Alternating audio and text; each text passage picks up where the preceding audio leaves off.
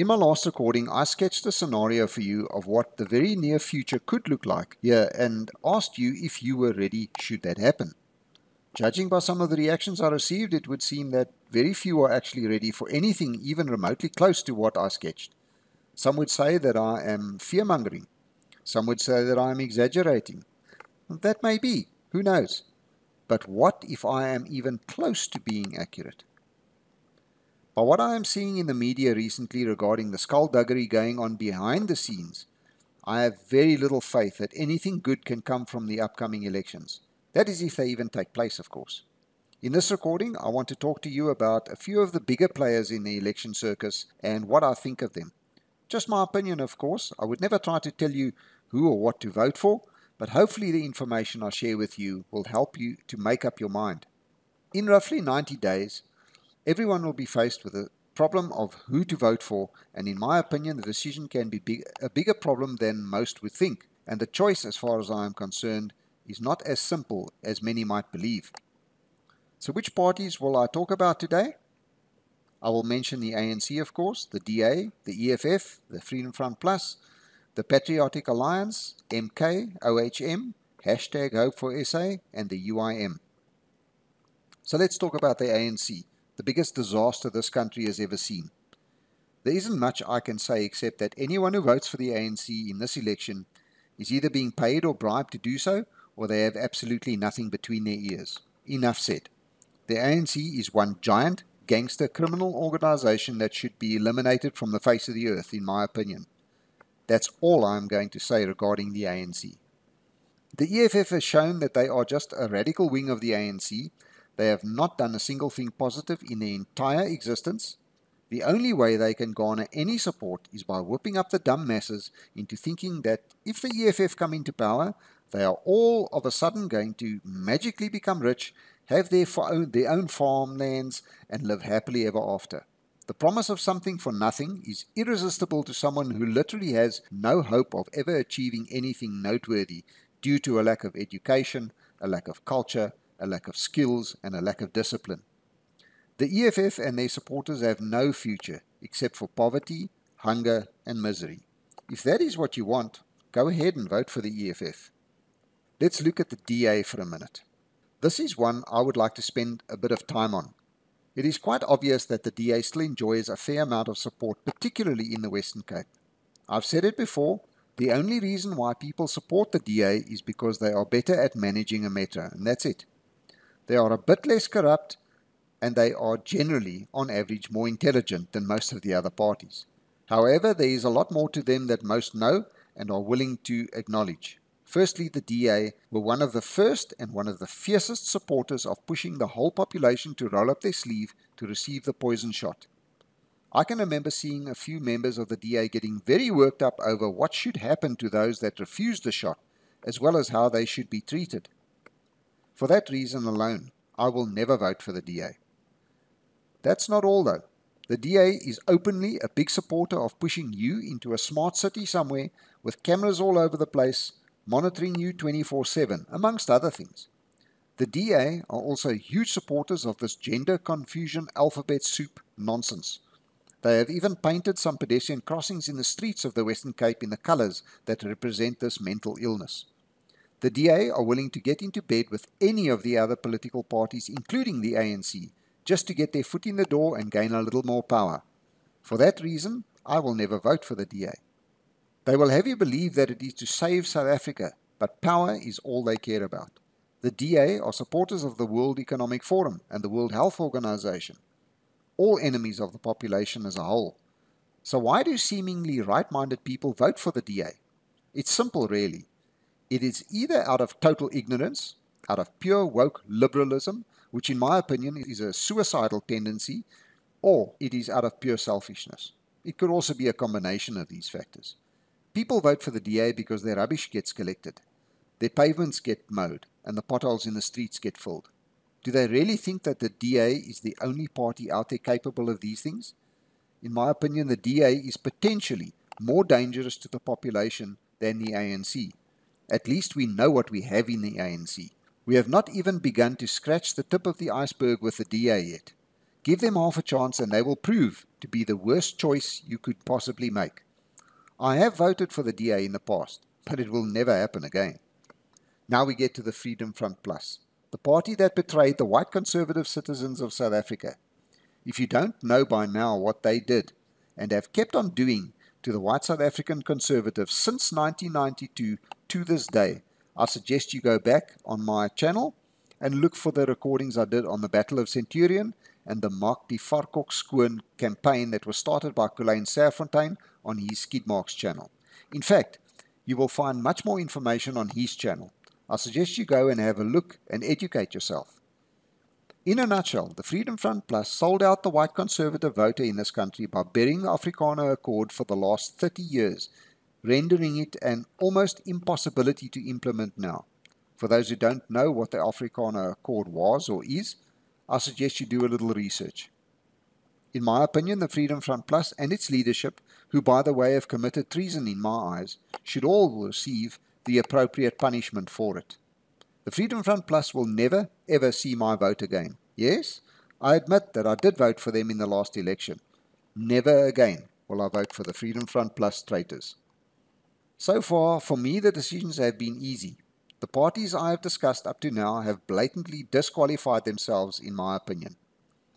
The next few might be slightly more complicated and difficult for some people to decide on. Here are my thoughts on them for what it is worth. The Patriotic Alliance, led by Gayton McKenzie, has been doing and saying the right things lately, which has garnered a substantial amount of support from a surprisingly diverse section of the population. I think it is, or was, his hard stance on murderers, rapists, child molesters, etc., that automatically got him support. It should be noted that Gayton McKenzie was a gangster and served a jail sentence for his part in gang-related affairs. In my opinion, he will always be a gangster though. Gangsters don't think in the same way that most normal people think. Normal people like you and I, that is. For them, power is everything, and this past weekend, this was proven true by the leaked audio recording where Gayton is clearly heard saying that he will give whatever votes his party gets to the ANC in exchange for certain benefits and posts pre-arranged. Gayton is a man that, in my opinion, is not only dangerous, he can definitely not be trusted and is therefore not even on the radar of parties to consider for me. Jacob Zuma's MK party has come onto the scene with a bang and is creating shockwaves all over the political arena right now. Nobody really knows what they are about, but they make plenty of empty promises in typical African political style. I'm afraid it is now proven that Africans can simply not successfully govern a modern country. I know I'm going to get a lot of flack over this, but I dare anyone to prove me wrong. After his role in the state capture fiasco and everything surrounding it, I would have to be insane to vote for the MK party. Yet I am sure there will be millions who do. I won't be one of them, that's for sure. Now we come to three parties who, in my opinion, are worth considering. Note I am saying considering. I am not telling you to vote for them or even recommending that you do. All three of them have one major shortcoming that cast huge doubts over how effective they could ever be, even if one of them won the elections on the 29th of May, which, as we all know, would not, could not, and will not happen. Firstly, let's look at the hashtag Hope for SA party. After watching the interview that Colleen did with the lady from hashtag Hope for SA a few days ago, I was pleasantly surprised. Their policies are noble, they do not support any of this gender confusion crap, and so on.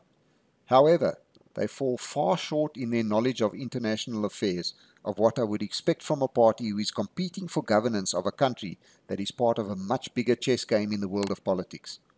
Their knowledge and grasp on international politics is non-existent.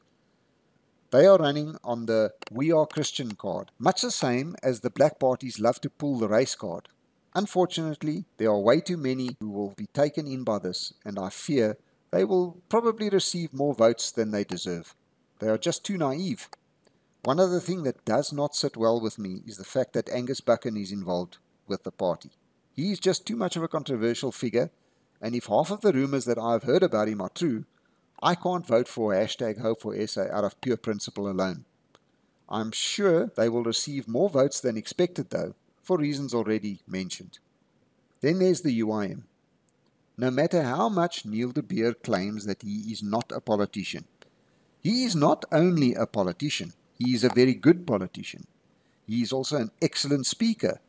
And as with the hashtag Hope for SA Party, he is riding the Christian card like a champion jockey. Neil says all the right things. In fact, I've even done a recording on one of his speeches where I said, give credit where credit is due. Here is my rub with Neil de Beer though. As everyone knows, Neil was a member of the ANC for many years. He was in intelligence amongst other duties. As far as I know, he only left the ANC somewhere around 2018. Do you mean to tell me that it took him that long to see that the ANC was dragging this country to hell in a handbasket? I'm sorry, but that is just not plausible from an intelligent person like him. He had to have had other motives to stay in the ANC that long, and therefore certainly must have had other motives to leave when he did and start his own political party. For that reason, I could never trust him. Not ever. In fact, Neil comes very close to falling into the same category as the entire leadership of the Freedom Front Plus, as far as I'm concerned. Lastly, we have the OHM party. If I was forced to cast a vote right now, I think OHM would possibly be my choice, even if it was the lesser of evils. OHM has what is, in my opinion, the best policies. They understand international affairs better than any of the others, and I have never heard anything bad about anyone associated to OHM. I like the fact that I have never heard or seen any hint of them using religion to further their goals. I use the word using purposely because the amount of parties who do exactly that is quite astonishing. OHM is a no-nonsense party and their message is clear. Get rid of all political parties and introduce a system of direct elections. That's it. On paper, this would be the closest to the perfect system, but in practice, I just can't see it working in our society. In my opinion, there would be such a high turnover of so-called elected individuals that no single electee would hold a position long enough to accomplish anything. That's just my opinion, of course. As with the previous two, I can't see them even gaining a single seat in Parliament. Never mind implementing any of their ideas. Remember one thing though. For the OHM party to succeed, they will have to convince each and every politician sitting in those green seats in Parliament to volunteer to be unemployed. What do you think the chances of that happening are? We need solutions now, not in 100 years' time. Even then, it would be a big maybe. As a side note, while watching a video that Des from OHM put out this morning, I realized something very important that nobody seems to be seeing. Colleen Serfontein on his Skidmarks channel has very rightly said that nobody should vote for a party that proves of or promotes this gender confusion nonsense, specifically if you call yourself a Christian. I agree 100% with that statement.